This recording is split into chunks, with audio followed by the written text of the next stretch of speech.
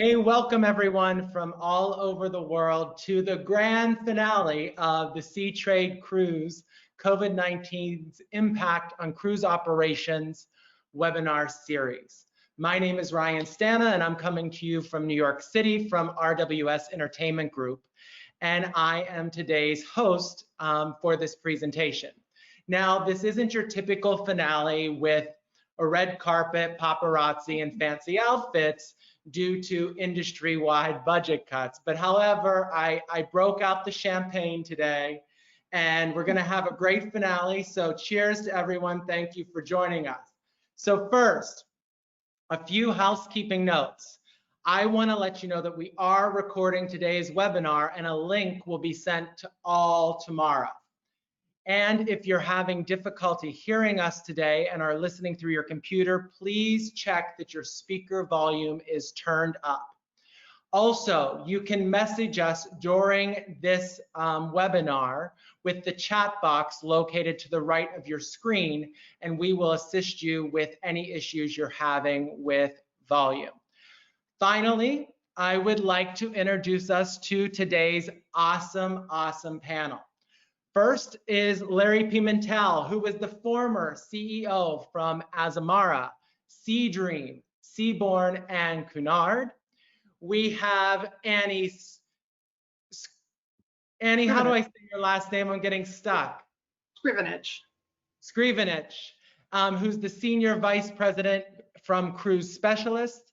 And we have Carolyn Spencer Brown, who's the Chief Marketing Officer from Cruise Media LLC. Welcome you all. Cheers to you for being here. Just an FYI, this really isn't champagne. It is apple juice with some sparkling water. So I will not be drinking during this. Sounds disgusting. I know. No, it actually tastes pretty good. So we feel that the knowledge of these individuals in their different sectors of the cruise industry will be very helpful for all of us today. First, I like to start with an icebreaker where I want each member of the panel to tell us about your favorite cruise memory. So Annie, Carolyn, or Larry, take it away on who wants to give a great cruise memory. Ladies? I'll start. So when I'm the longtime editor-in-chief of Cruise Critic. And when I first started at Cruise Critic, I went to cover a christening of a ship in Naples. And I met my husband-to-be, Teo Niemola, who's the editor of Cruise Business Online. And I met him there, and he was from Finland and lived in Finland, and I was from the US and lived in the US, and we went to every new ship christening for the next year, and we courted all around the world, and then got married a year later. So that was my most special cruise memory. Wow, that's very special. That's wonderful. Annie or Larry? Go ahead, Annie. Thank you. Last year I was on the Seabourn Encore and we were sailing the Adriatic, and my father immigrated to the United States from Croatia. The island he's from is extremely small and you very rarely see it on a map. But I went up to the bridge and they found it on one of their navigational charts, and it was like a day away, but they called me the next morning to let me know that we were sailing by the island. So it was very sentimental and very thoughtful as far as the Seabourn staff. Yeah, wonderful. And Larry, last but not least. After all these years in 120 countries, there's too many stories, but I'm going to give you one from the perspective of a CEO who tried to go on vacation on a cruise ship. Yeah. I had a guest really upset. Hard to go on vacation if you're a CEO on your own ship, but I did it with my family. Guest was really upset with the cuisine one evening and came up to me and wanted to have me explain why the salt was too salty. That's an illustration of how complex this business is then and today, and more than ever. But that story is just so memorable in my head that I cannot imagine anything else that hit me harder than that one. And what did you say to the guest?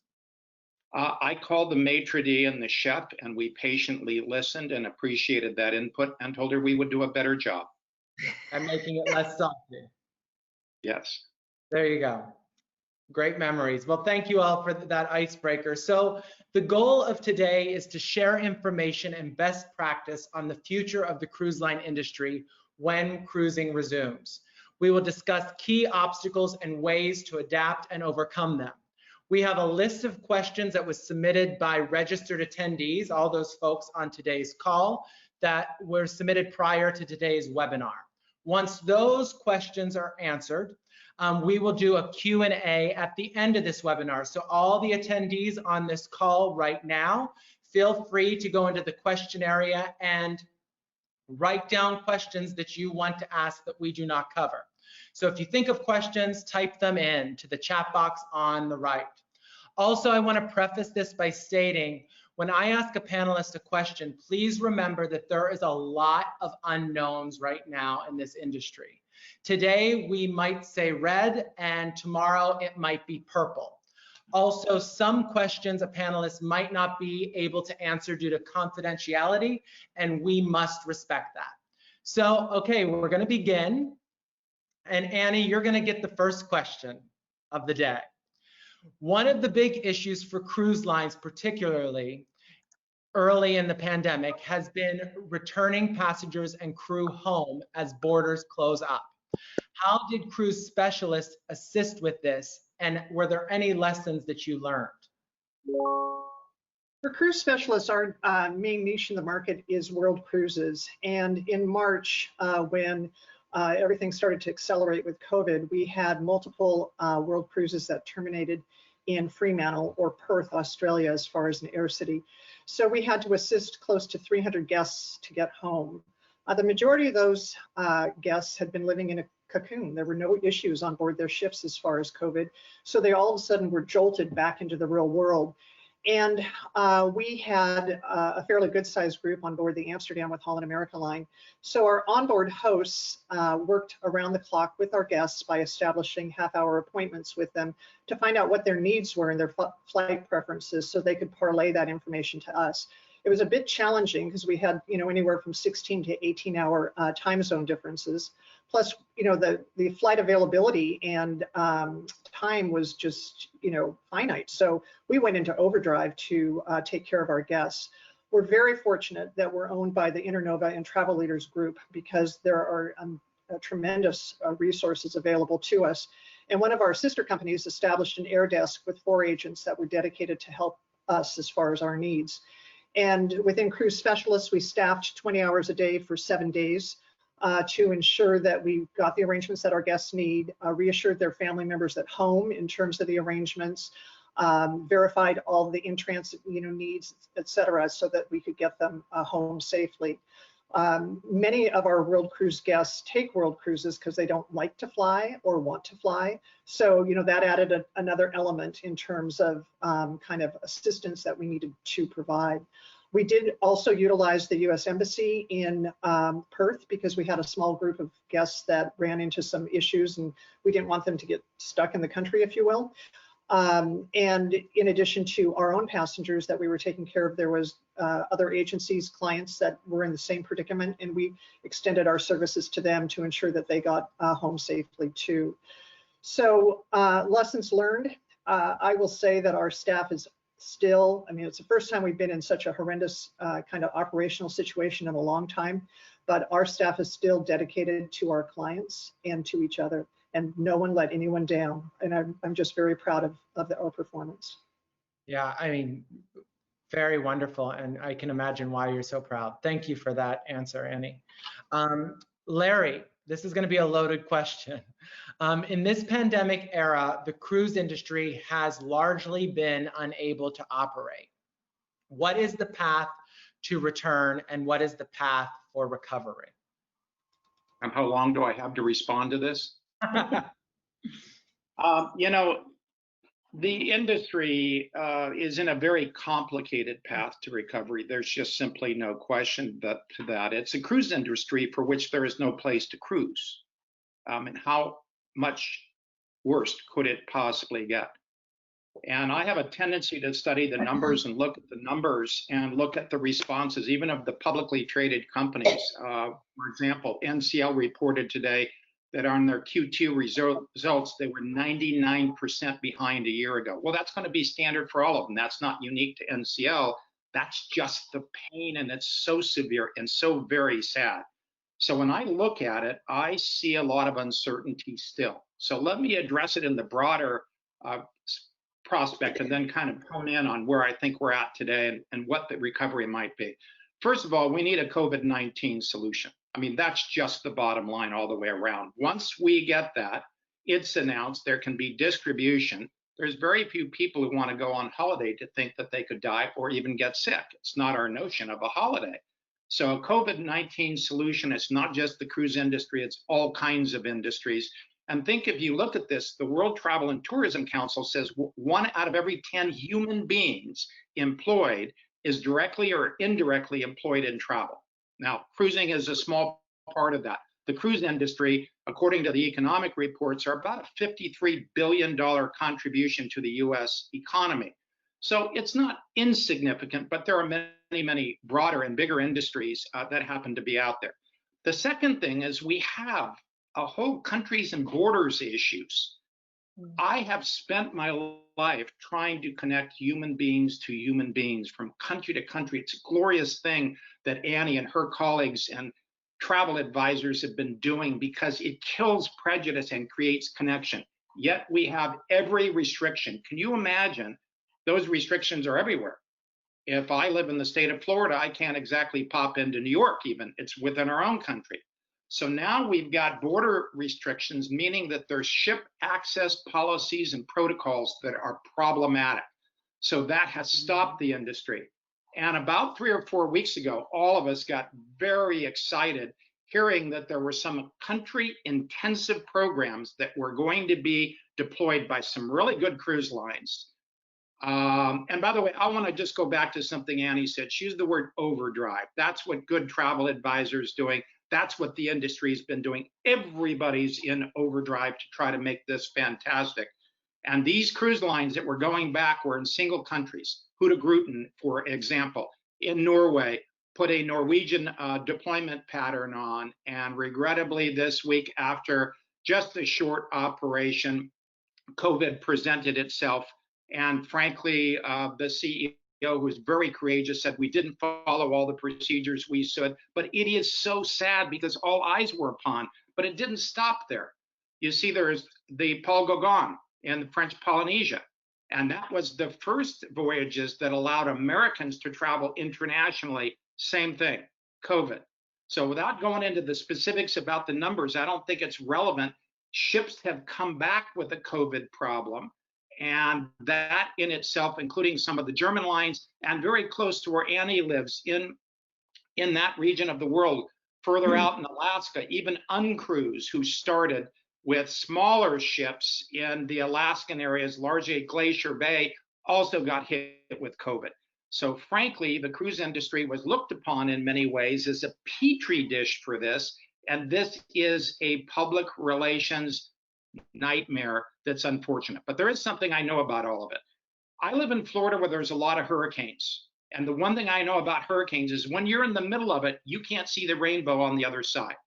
There's a lot of smart things happening, a lot of health initiatives happening, a lot of connection to create new protocols for crew, new protocols for guests that will make this industry one of the safest that has ever been. I'm convinced of that. And I feel that there's so much that's been done that's really good, that's by the fog of all of this noise just gets buried and people don't see it.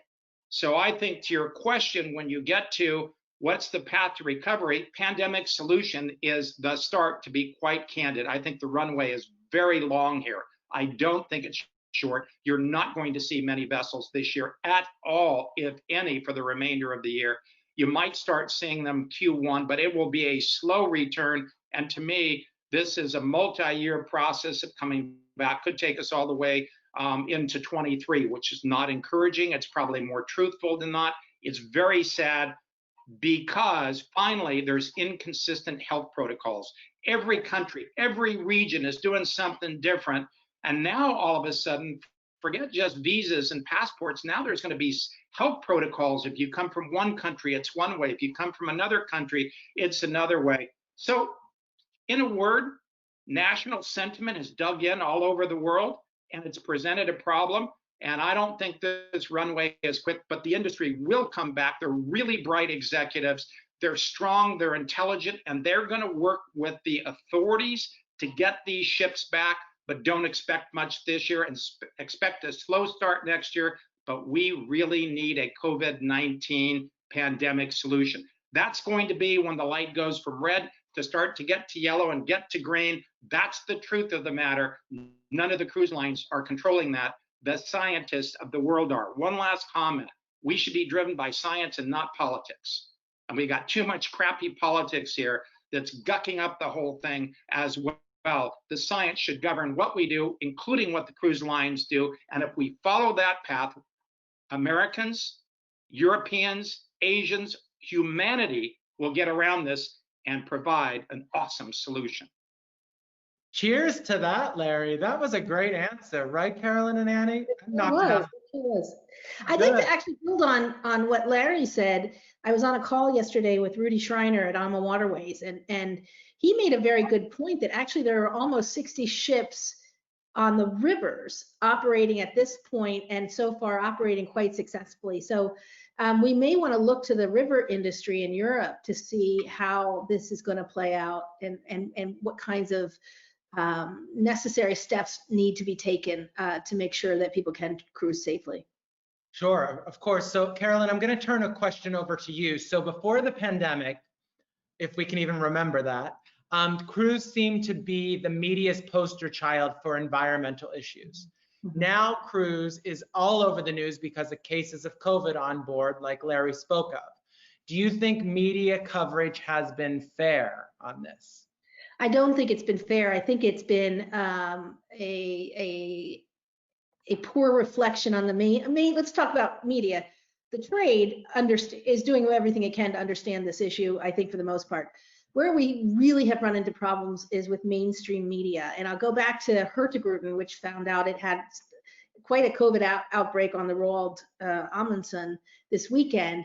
If that ship had been in Los Angeles, boy, it would have been covered up the wazoo.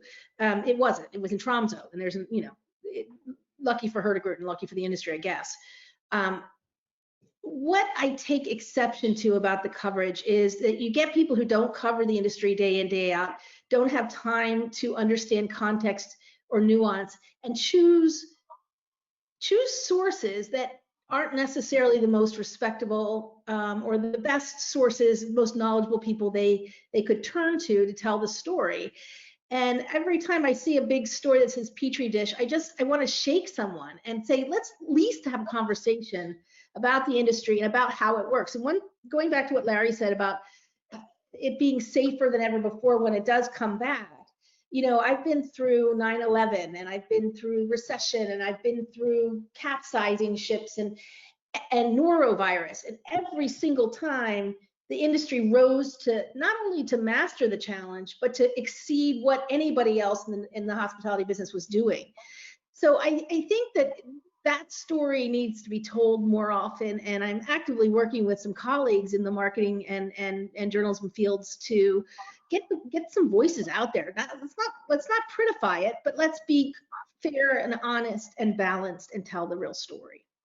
Yeah, that's really, I want to just make a comment. I think Carolyn has done an excellent job of that recap. It is not the trade that I get concerned about. I see the stories more balanced there because they're so ingrained in it and they're digging as well and reporting, I think, fairly. But the mainstream consumer press is reporting things in such grandiose, was like going back to the original Princess incident within Japan. It was headline news every night. And yet, if you want to deal with the number of people who've had a COVID incident, including the horrendousness of deaths on ships, the percentages of all of this in comparison to the rest of the world are really, really small. And by the way, the protocols weren't exactly horrendous. We have something that's a pandemic. So when people criticize the cruise industry, for God's sake, has anybody looked at the United States? Big country, powerful, and failing like hell. I mean, that's what's occurring here. We have more deaths, more COVID people, more people in ICUs than any place in the world. We ought to get really real and print the story in a way that gives the totality of it. I'd like people to focus on what is the industry doing, because it's damn impressive what's coming out and what's happening and what will happen. Agreed. Can I just add a little thing onto that? I want to talk about the CDC for a minute. And I started covering the cruise industry when I worked for the Washington Post, and I didn't know anything about it. I worked on the travel desk, and I got cruise as the consolation prize because I was the junior person on staff, and I really wanted hotels. And I'm really glad I got the consolation prize because it's made my career. But when we first started covering cruise, we used to take a look at the CDC's vessel sanitation program. And this is 20 some years ago. And the CDC literally goes on board every ship that calls in America, at most twice a year, and does this incredibly comprehensive inspection. And if a ship fails, they can take it out of service. So at the Post, we started covering ships that flunked, and we would tell people why they flunked. And there were a fair amount. And the partnership between, and the cruise industry pays thousands and hundreds of thousands of dollars for these inspections. And the cruise industry started to welcome the CDC in as a partner. And literally the CDC inspectors would go to shipyards and review designs and say, oh, if you do the galley this way, you're going to get food caught in this place, so that they can make ships better and safer. So this is the steps that we're not telling the story, but the steps that the cruise industry takes to make things safe and healthy. And by the way, you can't report on very many failures anymore because nobody fails anymore. It's great, and it's a really, really wonderful example of the cruise line completely going above and beyond. Cruise industries, rather. Those public health inspections are unannounced. Yep. They just show up. Let me clue you in that if you had unannounced inspections all the time at restaurants all over the world, and they had the same standard, the same technical standard, you would find that there would be a lot of problems that would be announced. And this industry is a self-reporting industry. It tends to voluntarily provide a lot of information that other industries like the hotel industry do not report. So Larry or Carolyn or Annie, to answer this question, what do you think, and this is throwing our questions off a little bit, what do you think it's going to take for the CDC to actually sit down with the leaders of each of these cruise lines to review what is acceptable for safety again? Because you mentioned, Carolyn, that partnership with the CDC when they started. Right now, it doesn't feel like a partnership. So how can we create that again, or when do you think that will happen? Do any of you have any thoughts on that? Go ahead, Carolyn. I think what's happening now is that cruise lines are very active. Cruise lines are all putting their own plans together. From my understanding, CLIA is putting a sort of an umbrella plan together. And then the cruise lines will individually present their plans to the CDC in the next couple of months. I mean, everybody extended their suspension to end of October. I think it'll go further. And then the other thing that's really interesting, and this is something that everybody on this call should participate in, is the CDC put out a request for travelers, for just Joe Schmo and such, to actually fill in a form, fill in a survey, and tell the CDC what improvements they would like to see. And it's incumbent on every one of us on this web call to go and fill out that form. The more people who fill it out, the better the results will be. Yeah, I agree. If SeaTrade folks, Roz and Veronica are listening, if we can add that to that link to tomorrow's video, that would be awesome. Because I think I would encourage everyone to fill that out, Carolyn. Thank you for that. Okay, so I'm going to turn the tables a little bit to Annie. As much as the world moves towards digitalization and booking apps, why do you think it is important to have travel agents? Cruise Specialist is a decidedly old-fashioned company. We are based in the people business. We take care of our clients, we take care of our staff. Sales and service is at our core, and I'm going to say that the majority of our competitors, and we've got some very strong competitors, are the same way. And I will also say that we can out-service and outperform any app any day.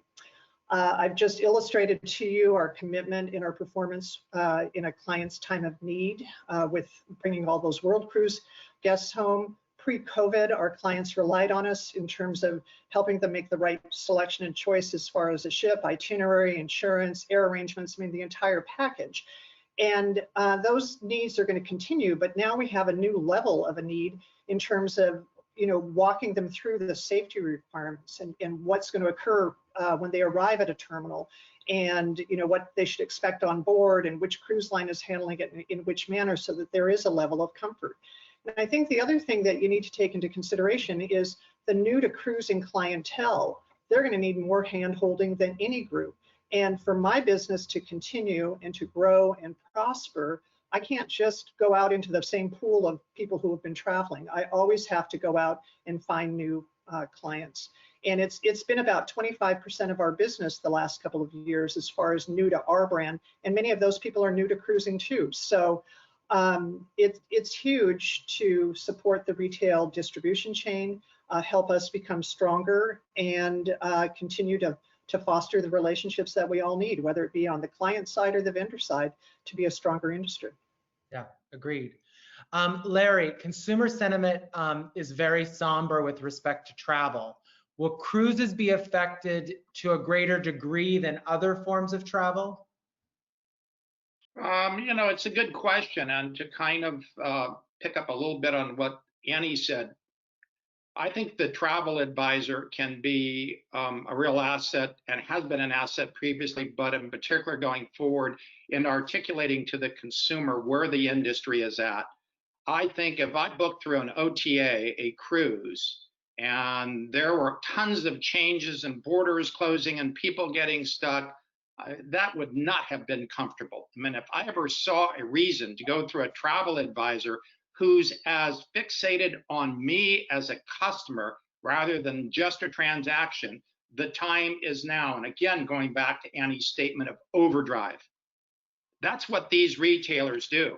And that's, I think, really, really, really important, I think, to kind of deal with. Now, as to consumer sentiment, it's going to be, going back to what Carolyn said, based on all the press, the consumer sentiment is not going to be particularly good. I could bore you with 5 or 6 studies I've done looking at for Wall Street that are not very favorable about going on cruises. In fact, cruises were the #1 place that people said I'd feel most unsafe with. The exception was people who cruised a lot. So if they knew cruising, they had a different impression. And they were first timers to cruising, that's a whole problem. And we need travel advisors to talk to people about that opportunity as a great holiday, because the CLIA data is very clear. When people go on a cruise, the preponderance of people who go on after love cruising, and they get a bit addicted to it. But I do think we have a public relations, it's a high profile public relations problem, and it's based on trust and it's based on confidence. And in my view, when we get a COVID solution and when the cruise line story about what they will be doing is revealed, it'll be positive. One last comment, going back to the CDC, because I think this is very important. If I'm an American and the government is telling me don't go on cruises, how comfortable can that be? That's sort of saying, hey, this doesn't work. I believe we need a unified approach. We have some people standing alone, some people connecting, the government adding politics into all of it. It is very, very messy, and it's a disappointment to me that there isn't this collaboration that occurred with the health inspections, where everybody worked as one together to have the best solution. And for me, that's the most disappointing thing to witness. We have RCL and NCLH doing their thing in what I think is a fantastic program. And thankfully, they will give all that data that they'll get to everybody. God bless them. Carnival went down a different path with WTTC, and they have done a panel of experts, which was very good. But again, why aren't they together? See, that becomes an operative question to me. So I think CLIA is trying to get this all together, but it hasn't been the easiest of times. It's rather complicated, and until it gets there, the consumer is likely to have less confidence. One last comment, 9/11, when you looked at the data, people said, I'm not gonna fly, not gonna go, very uncomfortable. And then, by the way, when it got settled, really 6 months after, there was a pent-up demand, and I believe that there is data to support there's a pent-up demand that will happen in cruising as well, and people will get back, but we need a COVID-19 solution first and foremost, in my view. Yes. I So just want Carolyn, to add on to what Larry's saying, and to say that the first people back, and we're already seeing it, are people who love to cruise. And so a website like cruisecritic.com, which is partly user generated, partly editorial, is a great place. If you want to get cheered up about cruise sentiment, go into the community and follow the threads that people are posting about what they want to do. And then also really important, playing a really big role in this crisis has been not just the cruise line's own Facebook pages, but the Facebook pages that have cropped up that are run by fans. They're doing all sorts of contests, sharing photos, sharing memories, talking about, you know, all sorts of issues. And it's a really wonderful place to see how vibrant cruise will be when it comes back. So Carolyn, talking on the united front that Larry and you both spoke on, since everyone, be it countries or companies, has been affected differently and at different times, there's been a lot of different approaches that we spoke about on how to handle communication with the media and the public. Do you think that approach has been useful, or should it have been a more united front? I think some cruise lines are doing, I mean, most of the cruise lines are communicating with past guests primarily, and they're doing it via storytelling and recipe sharing and cocktails. And I think that's a nice way to keep people connected to it. I do think that the industry itself should be doing a better job of messaging to the broad travel community. And that hasn't happened, and I don't understand why it hasn't happened. And it's really one of the things I think about the most, is that why aren't we out there telling stories about cruise, telling stories about what progress we're making, sharing stories about other hospitality niches and what they're doing to reopen, and just making sure people understand what's happening. I'm very, very distressed that there is no real clear voice out there telling us what's happening, keeping us up to date, keeping us hopeful. Yeah, I agree. So Annie, speaking from a personal side of things, every port, destination, and line has been really impacted differently. Being in Seattle, how has it affected the port there? Well, I'm a hometown Seattleite, and I've been in this industry since I was in high school. So I knew the days when one ship would come through and half the city was down on the pier in terms of the excitement to have a cruise ship come. And we've watched the industry grow, and it's grown substantially, as you know, any retailer or cruise line executive would know. And we're very proud in terms of having all of these ships based in Seattle. This year was going to be a record year. Every year, you know, there's nice substantial growth, and there were going to be 233 cruise departures from our port. And that has all dissipated. I mean, it's just disappeared. There was an expectation of 1.3 million passengers coming through, you know, 5,500 jobs. It's gone. And I mean, that's a story that's being told the world around. It's very sad to see. It impacts every level of society, as we all know. Our port has canceled plans for a third pier, which was also disappointing. And then for our staff at Cruise Specialists, we took advantage of the opportunity of having the ships here. We had them tour the ships as far as educational, and it was not only educational, but it was motivational. People would come back, and it was a lot of fun when they, you know, come bounding back into the office with their, you know, excitement in terms of the vessels and what they saw. So it's a loss on a variety of levels for us. Sure, for sure. So Larry, will large and small cruise lines be affected differently?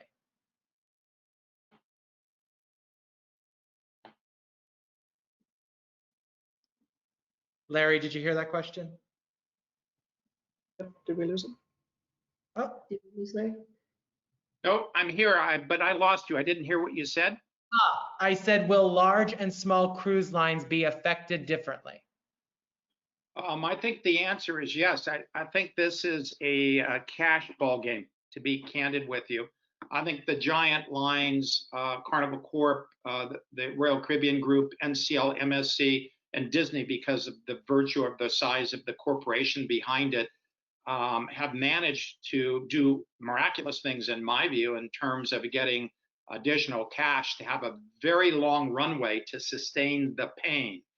I think the smaller lines, who frequently have created some of the most extraordinary products, quite candidly, may not have that kind of cash flow. And I worry about that. And it would not surprise me to see difficulties coming up, in particular if the runway and the solutions that we've talked about take longer to come into play. Now, what's odd about it is it may be actually that a smaller ship, given their layouts, may be different also, and they could present potentially, and I've seen arguments about this, less of a COVID risk than the ships that have obviously thousands and thousands of guests. So this is where I think we need the collaboration and the connection, and we need a unified approach. My view is we have to lead from the future. Today is today. There's a lot of pain in it. We all have to get ahead of this and collaborate together, big, small, or medium. But I do believe it's a cash ball game. I just think there's some practicalities in this, and I'm hoping that people can last. As I said at the very beginning, it's very sad to see a lot of the pain, because there are a lot of fantastic lines, fantastic products, talented people who are being affected by an exogenous events for which they have no control. Yeah. And thinking of the future, Carolyn, do you see anyone coming out the other side of this stronger than they went in, be it smaller, less frequented destinations or lines with a focus on technology?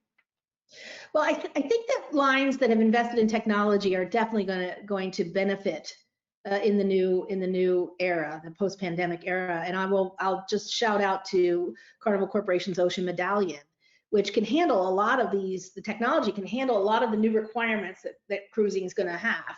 So I think, and all the major lines have new technology. So I think that's a real plus. I think if everyone can survive this, and I think most can, I think what will happen, as has happened with many other, nothing quite this big of a challenge, but many other challenges, is cruising will come out as an even better, a better way to travel than it's ever been. And I think what we are seeing is that many of the bigger lines are taking advantage of the pandemic to kind of pare things down a little bit, maybe operate a little bit more efficiently.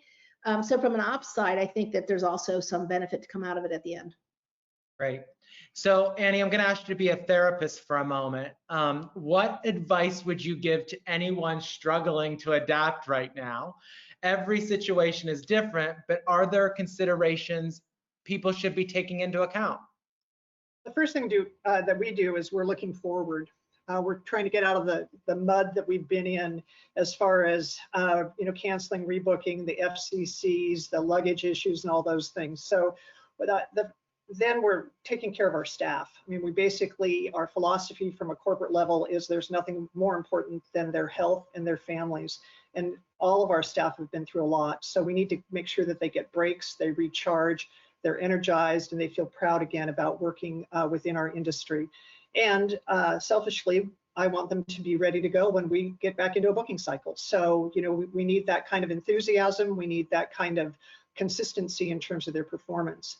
We're also, I would suggest, increasing your client communication, supporting some of the things that both Larry and Carolyn have just said, that, we need to stay close. We need to make sure that it's partially educational, maybe a little promotional.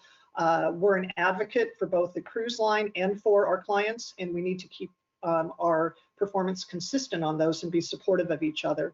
And then internally, improve your own performance. There's always ways you can become better. And you can do it at the client level, and you can also do it in terms of your operations. So we're trying to move as many things off of our frontline agents into the back of our house, so that our agents are available and ready to speak with our clients and keep those relationships strong.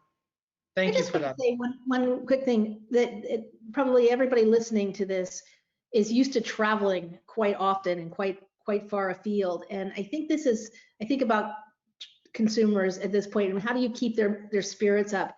And just because you can't cruise right now, or you can't cruise most places right now, doesn't mean you can't travel. Doesn't mean you can't reconnect yourself with your own backyard. And so we've used this opportunity as a chance to visit places near home that we just had lost track of. And my husband was so excited to go to Norfolk, Virginia, because he wanted to see the Norwegian ships that were all docked there before the hurricane came up this week. And it really made his week. He really had a great time. So find your passion for cruise in the world, travel close to home, and you'll feel more comfortable too as you're out there more and you're getting used to the different kinds of requirements that hotels have, that casinos have, that restaurants have. You're going to be much more strong about getting back on a cruise ship. But by the time you get on a cruise ship, it will be old hat. It will be very familiar. So Larry, you spoke about 2023. When do you believe the cruise industry's return will be to the new normal? And do you believe cruise companies are doing enough to reduce the risk of COVID-19? First of all, I think your use of the new normal is absolutely right. There's going to be so many things that change. The way people embark on ships, the way they debark for tours is going to be different.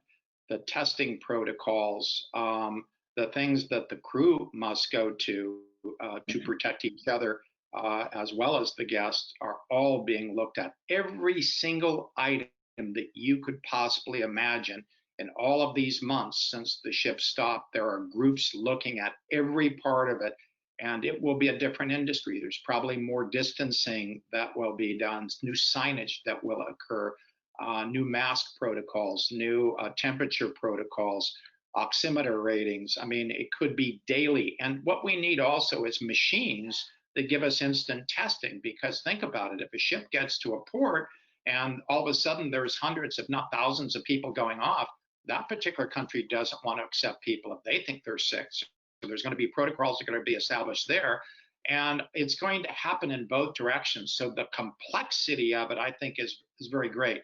One of my biggest concerns is the ability to balance fear and hope.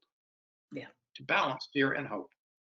A lot of things can be fear, as in false expectations appearing real. I don't know if it could harm me, but I'm going to assume it can. Therefore, we have to stop everything. And that's happened with a lot of the border movements. That to me is, in my view, very, very complicated. So I don't, as I said before, it's a long runway. I'm happy about the river bits. I was delighted weeks ago about Hooter-Gruten and Paul Gauguin, and that turned in the wrong direction. And let's see what happens with the river boats. I hope that Rudy and team and all the others are very successful, very successful. Nothing would be more exciting than that. But my guess is, in the real world, COVID is going to happen somewhere. I don't know how it can be avoided. Look at all the countries in the world that are affected by it. So I see this coming back in 21. Again, COVID solution, number one thing. If that happens, it'll be quicker in my mind. If that pushes out further, it'll be a longer runway. I see 21, probably the summer months will give us a pretty good idea next year of what will come back. I don't think every ship will come back at the same time identically. No way. And by the way, there's also repatriating, getting all these crews back to ships, getting the harmony and cadence and new procedures done. So I think it's complicated. And next year has so many future cruise credits in it that the economics of it, where the cruise lines have given more money if they took a future cruise credit, comes in the economics. They're likely to be better next year. They're terrible now, but they're not likely to be great. It's probably going to take 22 to get a little bit more normalcy, and then 23. But consider in the meantime, ships are being depleted. Some ships are being scrapped. You're going to find some options in the yards bypassed. This feverish, let's take every opening at the yard is gone, and it's going to be gone for a while. That isn't going to happen. So we're going to get an industry that's downsized, and what it's going to do is it's going to recreate itself in a bigger, better, and healthier way than ever. I'm convinced of that. The new protocols medically that could come on board, from UV sorts of things to static sprays to heat detectors with regard to temperatures and everything else, are just going to make this an exceedingly safe environment. It's not going to happen overnight. And like everything, the facts keep on changing. So as we get more facts and we rely on science, the path will be pretty good. But I don't think we're going to get to a more normalcy, a new normalcy, until 23. It's a personal opinion. And I try not to be pessimistic. I'm really not pessimistic. That's just my view of it as I looked at the facts today. I really want to be wrong. Yes. And Carolyn, what's your thoughts on the return to cruising? Do you agree with Larry? Do you have any more insight on that and your opinion? Well, I always agree with Larry. He's the smartest man I know. But I think that it's really important for travelers to look at what other, and I think I said this, not to say it again, but look at what other areas of hospitality are doing. Get yourself back out there as you feel comfortable, and pray for a vaccine. Pray for it. Sorry, that's my dog Penelope. She's barking. I apologize, everybody. So Annie, a cruise specialist has a lot of insight into the consumer and hopefully the future passenger mindset. Do you have a positive outlook about people's willingness to cruise again? Yes, absolutely. We have moved some of our 21 World Cruise business from canceled ships to ships that are still scheduled to sail. And, you know, it's been done with the understanding that right now their plan is that that ship will sail. There's so many unknowns, as we've all discussed, but we're moving ahead. We're you know, obtaining and trying to secure business in places such as that. But more importantly, when you look at our new business that's coming in versus rebooked business, it's becoming stronger each week. And the majority of it is being booked a bit further out. So after Q1 in 2021 into 2022. Some of the other concerns that we really haven't discussed on this call today, but are important that need to be addressed and taken care of, and it's becoming more consistent in terms of reasons for cancellations that we see is people are concerned about traveling through Florida. And with the embarkation ports being, you know, for the majority of our departures in Fort Lauderdale, that is an issue. And then secondly, the airlift to get them there. So, you know, we'll continue to do what we can to sell and move ahead, but there's a variety of other kind of supplementary issues that need to be addressed and cared for properly too. Sure. I do feel really excited about, and I think Carnival Cruise Line has a great position here about close to home cruising. They've done a great job with home porting all over the country so that you can drive to your ship. And I hear over and over again from cruise lines and cruise travelers alike that people are more worried about getting to the ship than they are about being on the ship. Yeah, and I think that point, the point that Annie and Carolyn have just made, think about it, the airports, just traveling there. And by the way, how about the aircraft? You talk about air quality, which must be addressed on ships and is being addressed in a number of different ways, HEPA filter technology, et cetera, et cetera.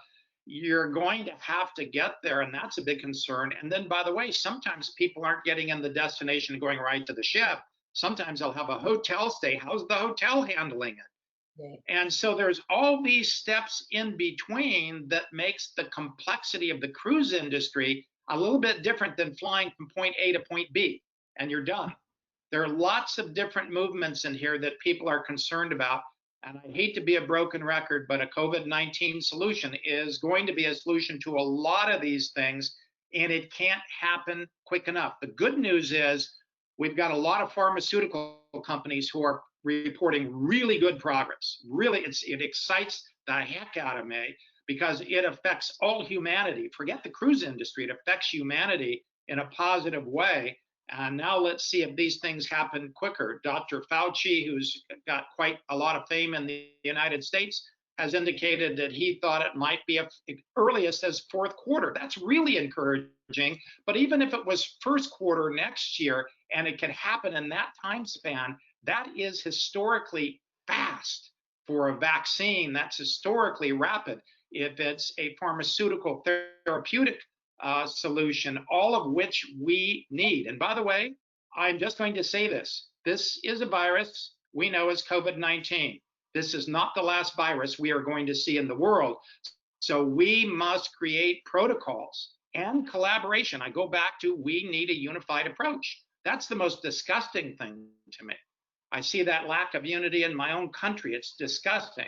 And I don't like to see it in the cruise industry. I love a bridge, and I love the fact that Richard Fain and Frank Del Rio have said whatever we discover in our programming is going to be given to the whole industry. I applaud that. That's sensible, that's practical. We cannot compete on health and environmental issues. We should address them collaboratively, not individually. Yep. Being united, of course. So Larry, one question for you. On a smaller scale, but very revenue generating, what's your thoughts on shore excursions in the future? Yeah, that's a good question. Listen, we go to destinations to see them. So the ship is one part of the experience, but guests are very motivated by where the vessel happens to be going. So again, assuming that we get some kind of solution, there are going to be new protocols, how the transport is handled, how are things cleaned, you know, this lack of touch, no ability to touch. And by the way, I've talked to some officials in Athens or in the tourism sector. There is not going to be this ability to go into some of the greatest antiquity with a gazillion people at the same time. New protocols are being developed, and each country is doing it a little differently. You're going to find there are going to be smaller groups. Technology is going to be a big part of the play, a very big part of the play in my view. Getting off, getting on, going to places. And no country wants to receive people who are sick, who can get their own people sick. And herein lies the problem. So it's not just this is not just a cruise solution.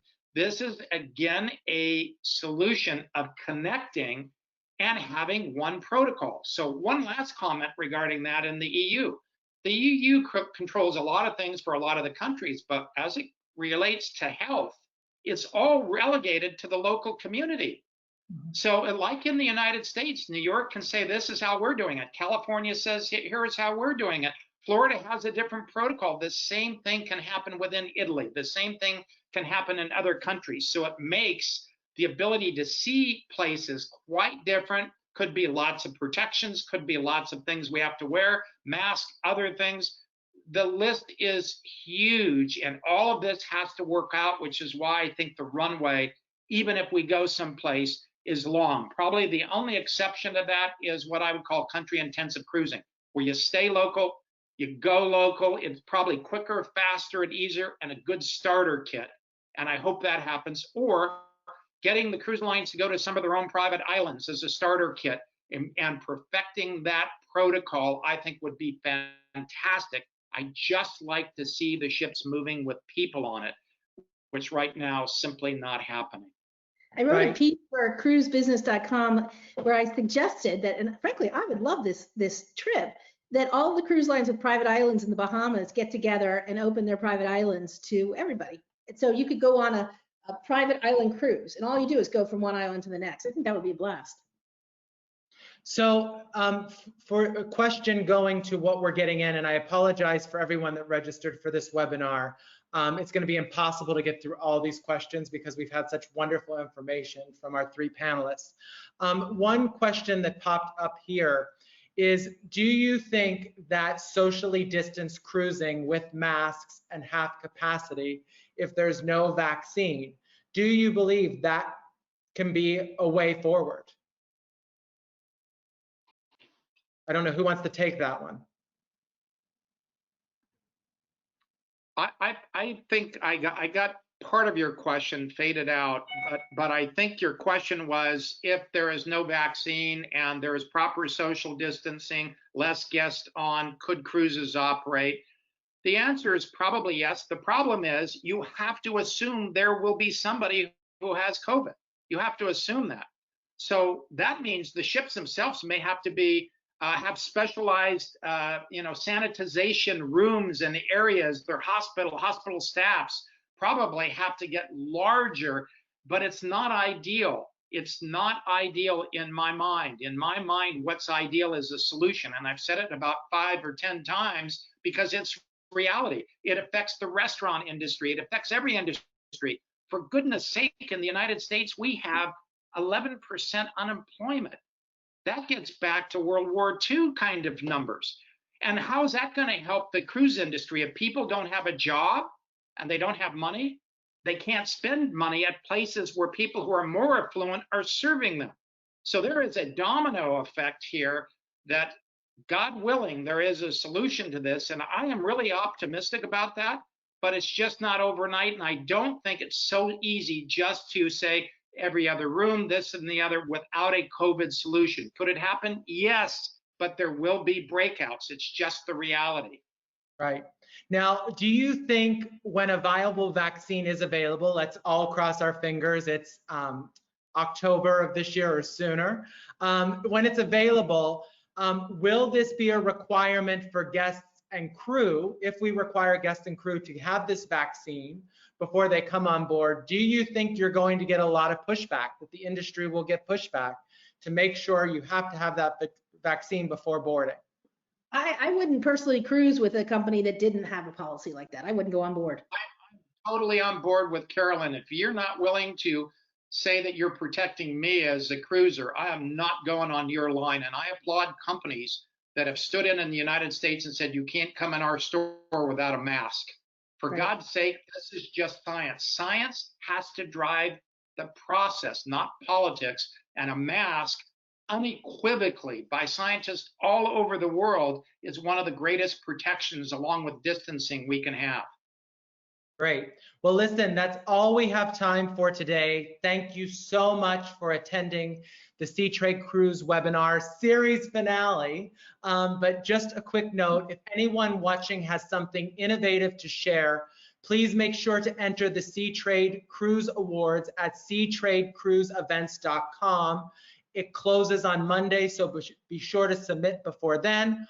Also, lucky everybody in this industry, more webinars are coming out next week.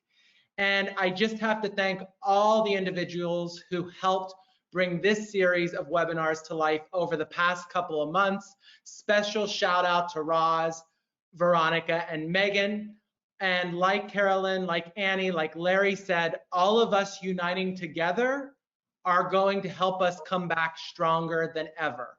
Once again, we'll be sending a recording of the webinar out tomorrow. Hopefully that link that Carolyn spoke about the CDC, we can distribute as well. And lastly, in true finale fashion, thank you, Larry, Carolyn, and Annie. We're gonna end this with a big bang of confetti. Hey! Enjoy your day, everybody. And on behalf of SeaTrade Cruise, thank you again. Bye. Bye. Thanks. Thank